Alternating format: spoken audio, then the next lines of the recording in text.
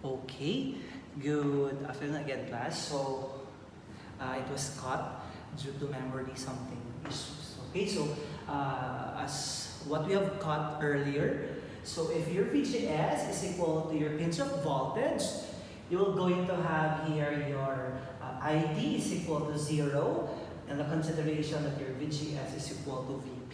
Okay, so we have here the conditions of our VGS. Okay, so what will happen also if our ID are being considered as 1/2 or 1/4? Okay, but before we do that, allow me first to derive to you the equation of our VGS if our ID or IDSS is given. Okay, so let's have here from the equation ID is equal to IDSS 1 minus VGS over VP squared. Okay, so it's just a very simple mathematics. So you have here the square root. Okay, so now let's have it this one first. This one here, so we have here ID over IDSS is equal to 1 minus VGS over VP squared. So square root of this, square root of this, you have your square root of your ID over IDSS is equal to 1 minus VGS over VP. Squared manisokansa. Okay? So, natayong aning na form. So, let's say you're going to have this one as 1 minus VGS over VP. Okay? So, siya i-transpose here. Okay? So, we're going to have VGS over VP is equal to 1 minus the square root of ID over IDSS. Okay? Tama ba? So, you have here your VGS is equal to VP times 1 minus the square root of your ID over IDSS. Okay? So, this is our equation for our VGS. Okay? In here, you have here if it is 0, if it is VGS is equal to VP. So, what if our ID is equal to IDSS over 2. So let's go to check what happens to our VGS value. Okay?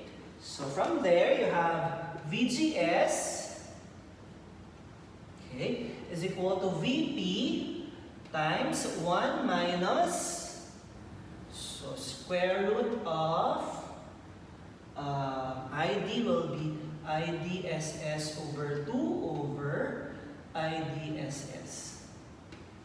Okay. So you have here, cancel C IDSS. Okay, so na kay VP, 1 minus square root of, pila man? Square root of 1/2. Okay. Square root of 0.5. Okay. So we're just going to use our calculator. Pila ang square root of 0.5. So we have 1 minus square root of 1 minus square root of 0.5. So you have here 0.29 VP.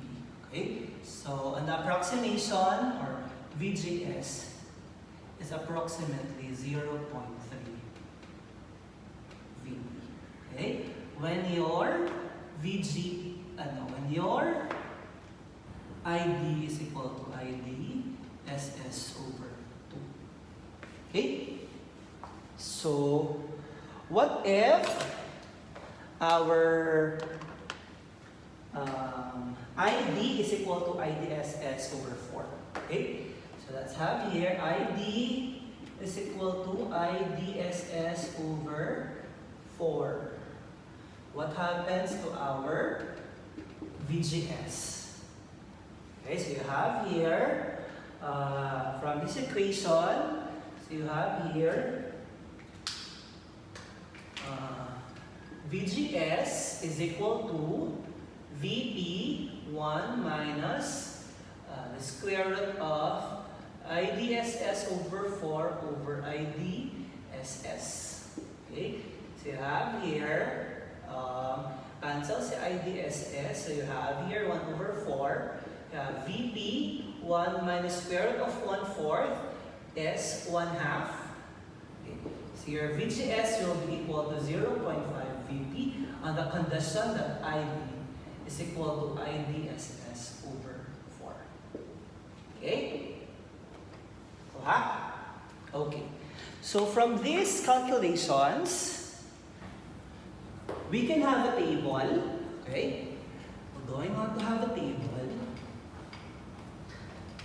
of our shorthand equations. So let's have here your VGS and your ID. Okay? Kay si VP man og si IDSS kay constant. Okay, so let's say you have this. Okay. Let's have the first condition that if your VGS is equal to 0 volts, your ID is equal to IDSS. Okay?